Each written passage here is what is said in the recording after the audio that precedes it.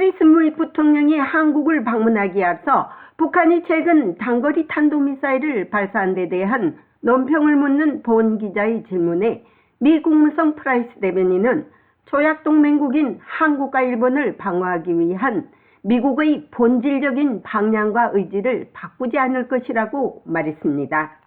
그러면서 해리스 부통령이 한국을 방문하여 동맹국에 대한 미국의 지지를 확고히 보여줄 것이라고 밝혔습니다.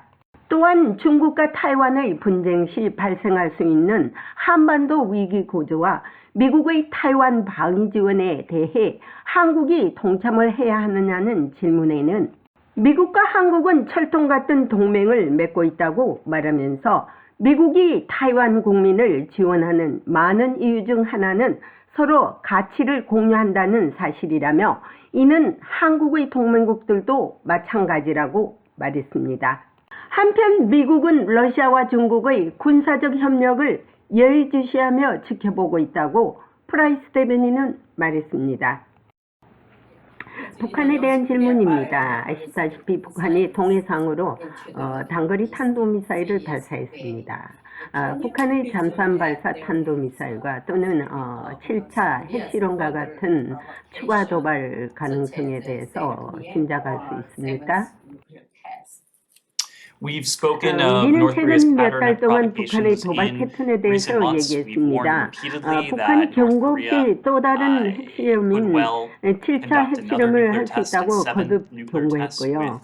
우리는 북한이 ICBM과 단거리 시스템을 시험하는 것을 보았습니다. 이러한 도발 중 어느 것도 우리의 본질적인 방향, 즉 조약동맹국인 한국과 일본을 방어하기 위한 확고한 의지를 바꾸거나 바꾸지 않을 것입니다. 물론 부통령은 아베 총리의 장례식에 미국을 대표하기 위해 갔지만은 그녀는 한국을 방문하여 동맹국에 대한 우리의 의지를 보여줄 것입니다.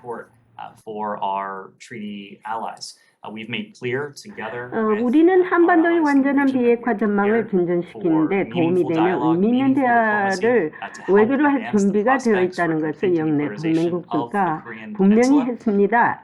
이러한 대화와 외교의 제안은 적어도 지금까지는 추가적인 도발에 불과했습니다.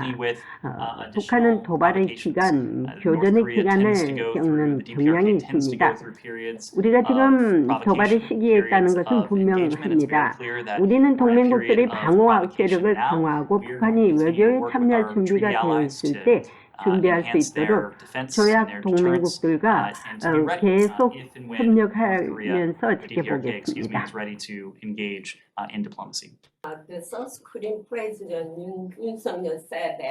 윤석열 한국 대통령은 최근 중국과 타이완 사이에 분쟁이 발생할 경우 북한의 도발 가능성이 높아진다고 말했습니다. 미국은 한국이 타이완에 대한 미국의 방위를 지원하기를 원하십니까? 우리는 한국 파트너들과 철통 같은 동맹을 맺고 있습니다. 인도태평양 지역의 공통된 이뿐 아니라 공유된 가치를 기반으로 구축된 동맹입니다. 그리고 우리가 대만 사람들과를 지원하는 많은 이유 중 하나는 우리가 대만 사람들과 가치를 공유한다는 사실입니다. 이는 한국의 동맹국들도 마찬가지입니다. 따라서 우리는 한국과 함께 이 지역의 다른 동맹국들과 함께 자유롭고 개방된 인도태평양을 수호하는 데 공통의 이해를 갖고 있습니다. 그것은 우리가 일상적으로 논의하고 있는 것, 행동하는 것입니다. 러시아와 중국에 관한 질문입니다. 러시아가 우크라이나와 싸우기 위해 중국인 러시아군을 모집한다는 것을 추진하고 있다고 보도됐습니다. 이것이 사실이라면 중국은 러시아와 군사협력을 할 것입니다. 이것을 어떻게 평가하시고 계십니까? 그리고 이해 들어본 적이 있습니까? 저는 이러한 보고에 대해 익숙하지 않습니다. 조금 전에 언급했듯이 금요일날 국무장관이 왕위의 약속에 관해서 러시아와 러시아의 불법적이고 부당한 우크라이나 침공에 대한 논의가 있었습니다. 물론 이것은 유엔에서도 논의된 주제입니다. 유엔 안전보장이사에서 왕이 자신의 이야기를 들었습니다. 왕위는 그 상황에서 모든 국가의 주권과 영토 보존이 소홀해야 한다고 유엔 헌장의 목적과 원칙을 준수해야 하며 모든 관련 당사자가 자제해야 하며 대립을 가정해주는 말과 행동을 피한다고 분명히 밝혔습니다. All parties concerned should exercise restraint and avoid words and deeds that aggravate confrontation. So the test will be whether 따라서 실험은 PRC라는 단어가 실제로 기용되지는 않은 여부입니다. 우리는 우리가 매우 면밀히 주시하고 있음을 분명히 했고요. 장관님께서는 금요일에 중국 상대에게 다시 한번 분명히 밝혔습니다. 우리는 러시아가 중국에 도움을 요청했다는 것을 알고 있습니다. 우리는 러시아가 군사 지원을 요청했다는 것을 이 분쟁 초기에 알고 있었습니다. 우리는 그 당시에 그것을 공개했습니다. 우리는 당시 중국이 러시아에 안보 지원을 제공하거나 체계적인 방식으로 러시아를 지원한다면 교제를 회피할 경우 결과를 겪을 것이라고 공개적으로나 비공개적으로나 공개했습니다. 우리는 중국이 그중 어느 것도 하는 것을 보지 못했습니다. 우리는 계속해서 매우 면밀히 주시하고 있습니다. 다시 말하지만 우리가 중국에 보내는 메시지는 간단합니다. 중국은 러시아의 문제를 중국의 문제로 만들어서는 안 됩니다.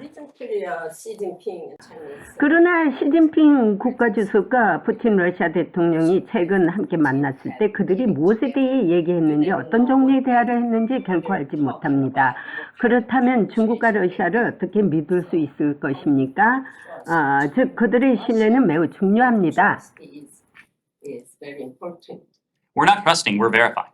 우리는 신뢰하지 않고 확인 중입니다. 우리는 우리가 가지고 있는 모든 정보를 살펴보고 있습니다. 적어도 아직까지는 중국이 안보 지원, 러시아의 제재 해제를 체계적으로 돕기 위한 노력과 관련하여 다른 접근 방식을 취하고 있음을 나타내는 것을 본 적 없다는 것입니다. 우리는 계속 지켜보고 있습니다. 지난주 사마르간트에서 보았듯이 고위급 회담을 포함하여 중국과 러시아 간의 대화가 진행 중이라는 것을 알고 있습니다.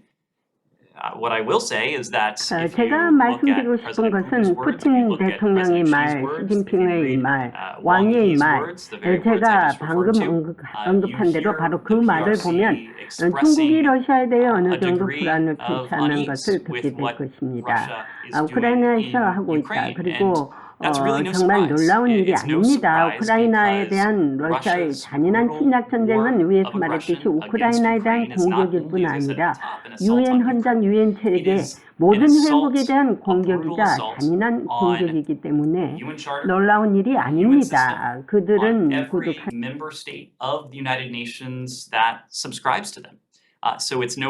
따라서 중국이 다양한 수준의 유보를 표명하는 것은 놀라운 일이 아닙니다.